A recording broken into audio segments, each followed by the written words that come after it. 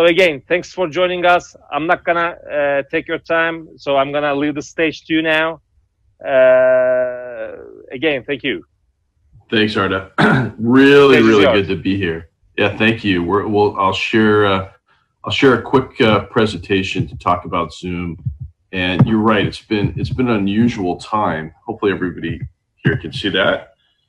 I think that the question was to ask about, communicating in the 21st century and what that means.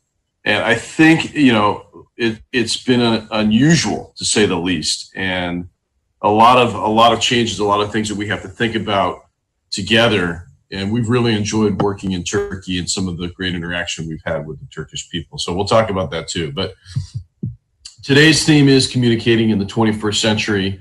And, Zoom really is at the heart of what we feel is a communication revolution. And that's an evolution that's taking place. So I guess I'll share some real thoughts. When we started the year on January 1st, 2020, we felt that a lot of the trends that we were seeing in communication were really starting to take hold. And there were themes that had been, you could say, evolving over the years, over the many, many years, that felt like they were starting to crest as we entered 2020, this year. So some of those things you're all familiar with. I think that was a motion for people to work remotely, and whether that was working outside their house or outside their office, often with a headset on in a coffee shop, and they might be engaged in a real-time meeting, or they could be in some kind of conference call.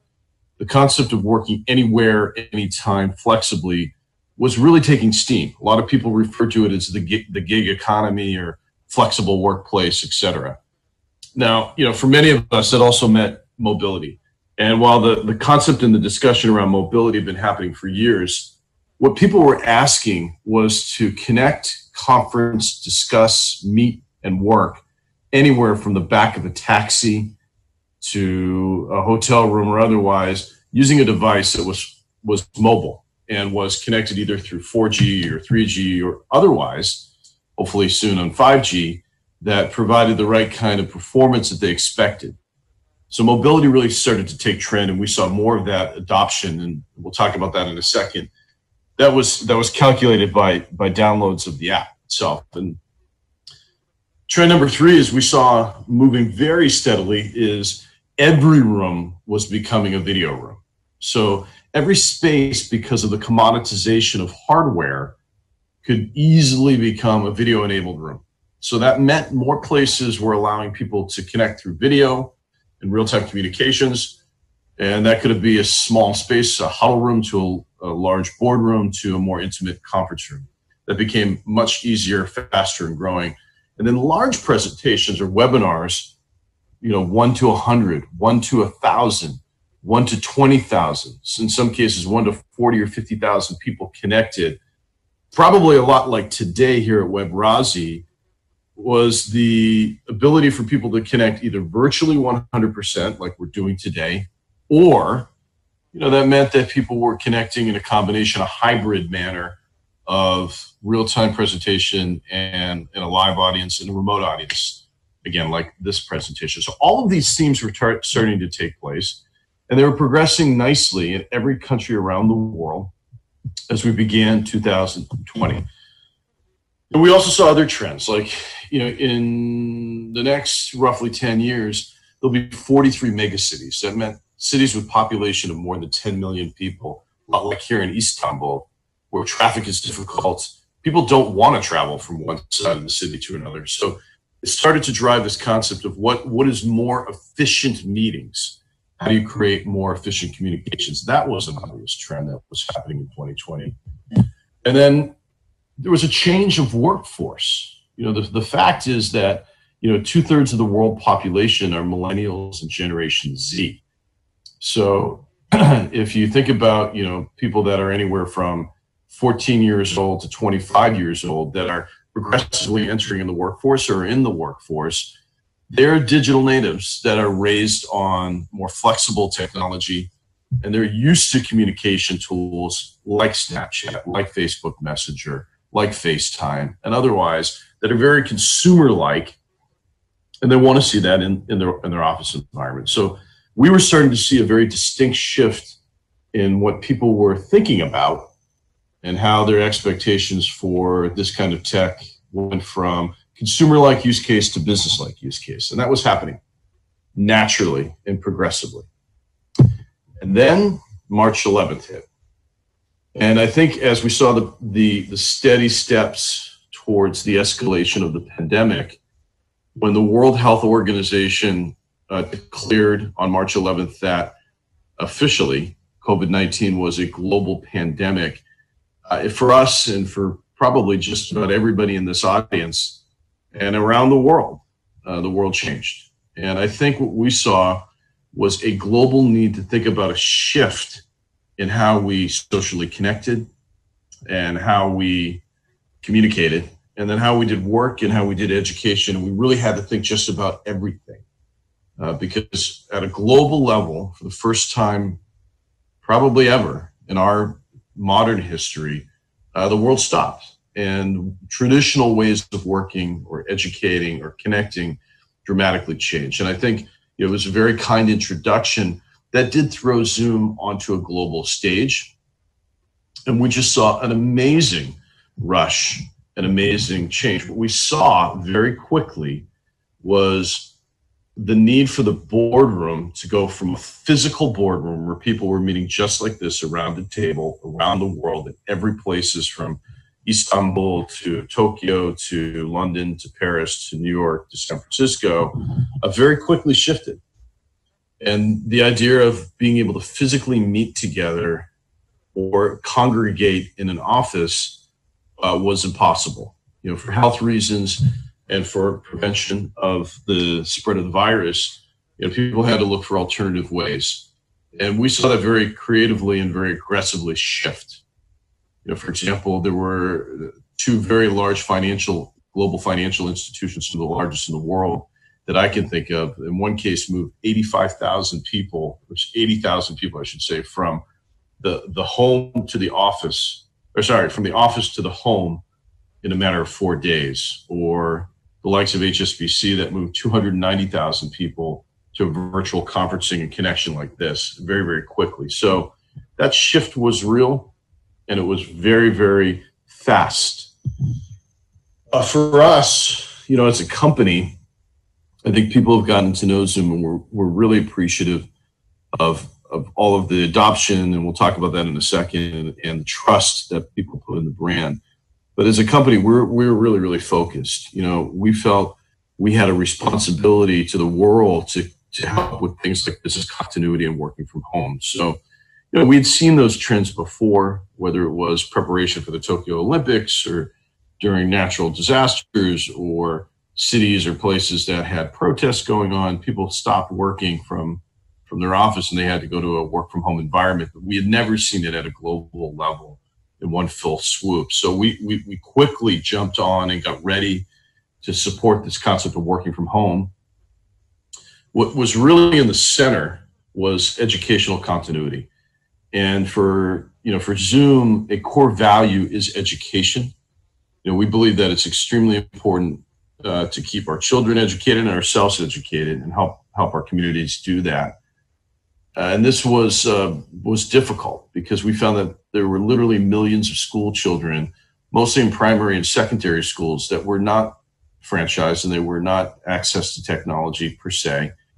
But we worked very closely with ministries of education, including the Ministry of Education here in Turkey, and higher education. So universities and colleges, like here in Istanbul, the Technical University of Istanbul, and others around the world. So we found that very quickly students were moving, from the classroom to the kitchen table or to the house. And through things like online classes, teachers were able to continue to teach, curriculum continued to go forward. And we've been very, very pleased to see that we've done our part with over 100,000 schools, primary and secondary schools, that switched to Zoom overnight during the pandemic. And that was literally millions of students that benefited from educational continuity and continued learning. Incredible effort by teachers around the world.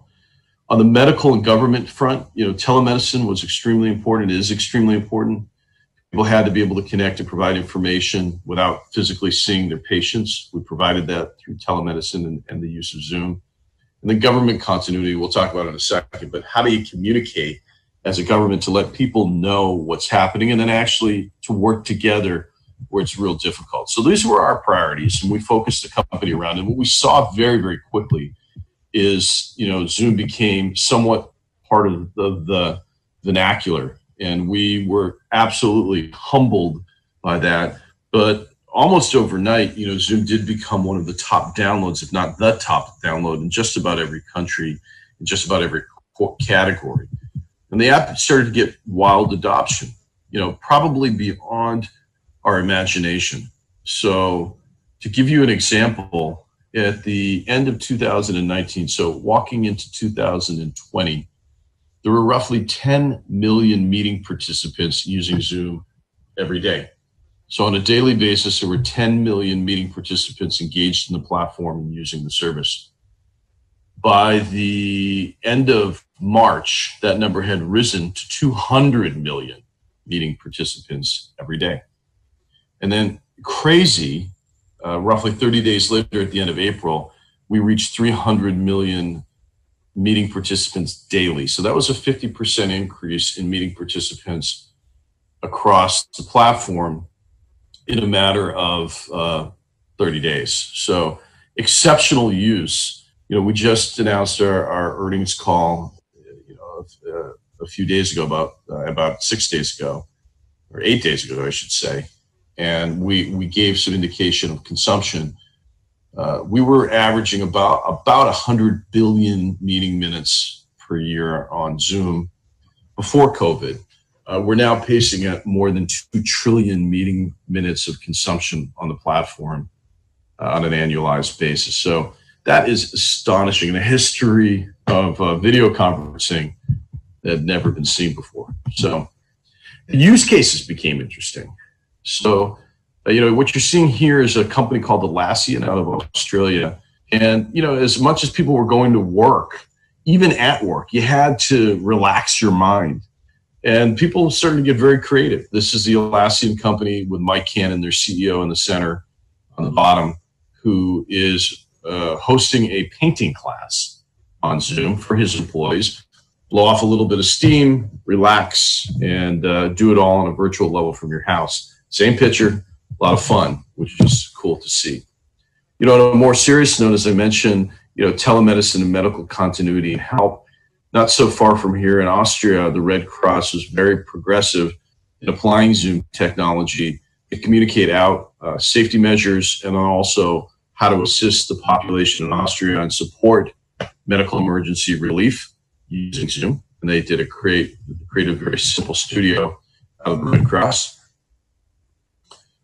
Not so far away in the United Kingdom, if you looked at the Parliament, which had met in the building you see in the picture below for 700 years straight, had never not assembled in the traditional Parliament, did so for the first time virtually on Zoom.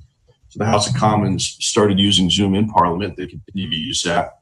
And that's a way for them to continue to govern during a time where they can't physically connect, which is amazing to see. And even yet more amazing, another example from the United Kingdom, that's Boris Johnson on the left-hand side, the Prime Minister of the United Kingdom, and he is conducting his cabinet meeting using Zoom. Some security thoughts came out of that meeting, which was not to post your meeting image online, and we've helped with security and advancing security in what we call a 90-day plan so that people like Boris Johnson and the UK government and others can feel safe and secure in their Zoom meetings. And sometimes it's as simple as setting a password like we've used today, or other features that we've added to help make security top of mind, front and center. So very swiftly, I think the question became, how do you run the world remotely? And in the world of communications, that's a very bold question. And we've always anticipated, of course, a world which would be more video driven. Our goal was to make the video experience as close to the face-to-face experience as possible. It still is. You know, but we realized that this is dramatic. You know, everything started to shift online, both from a business but also from a consumer level. And that was hard to put our head around, but we did. And that meant things like your child might be having her piano lessons, and this is one of our employees who his daughter was continuing her piano lessons with her piano instructor virtually using Zoom. So while you couldn't sit side by side on the piano bench, you can do it using Zoom.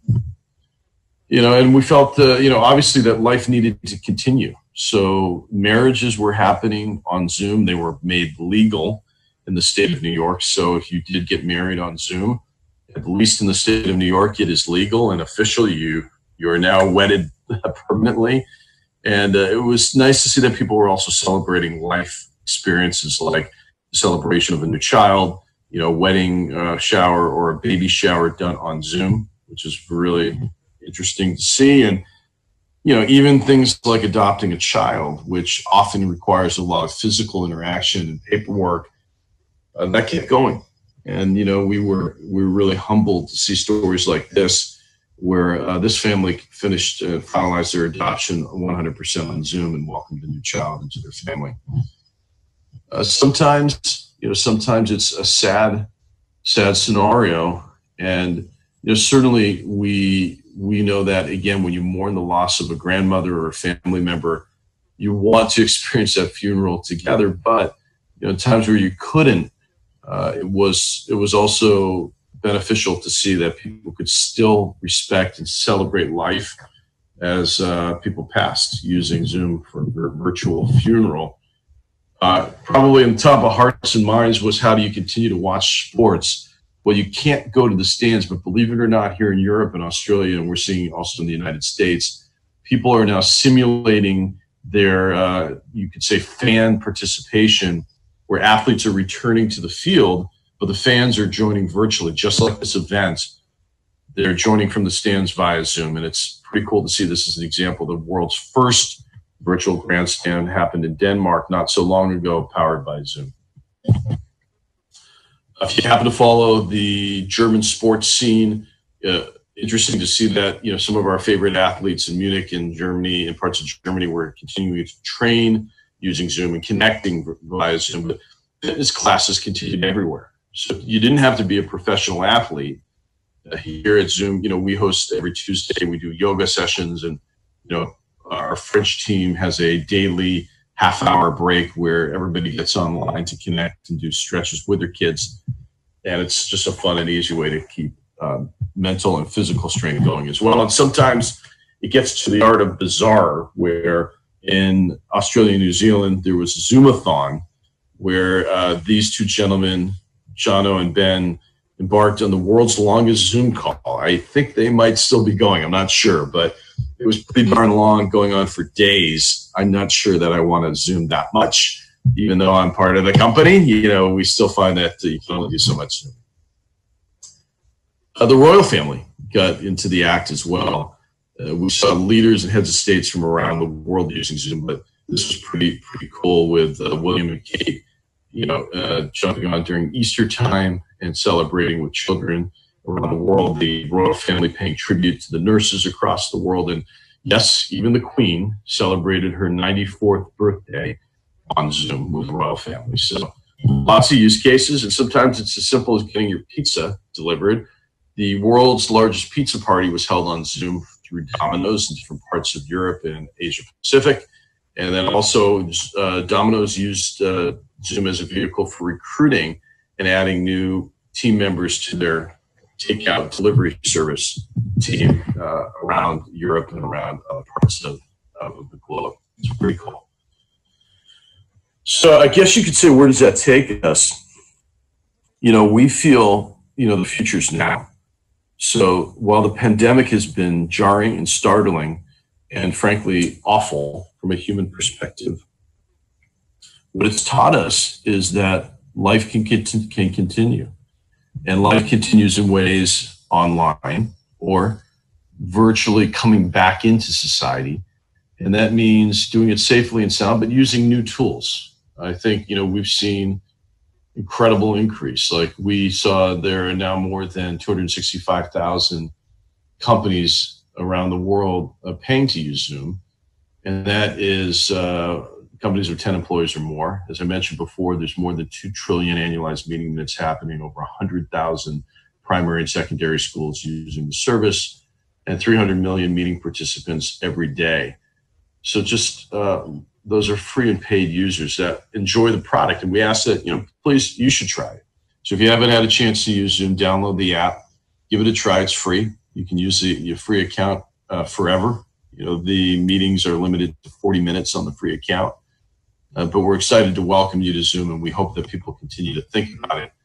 At the end, as a company, our core values are around, of course, promoting the concept of video and training and educating the world on how to use tools like this flexibly. But we do care. Education, as I mentioned, was primary and front and center for us. But human well-being and ensuring that people were socially connected and professionally connected was our priority. So, with that, I thank you for the chance to speak today. And boy, Webrazzi, you guys are pulling it off globally. So thank you for including me in the presentation.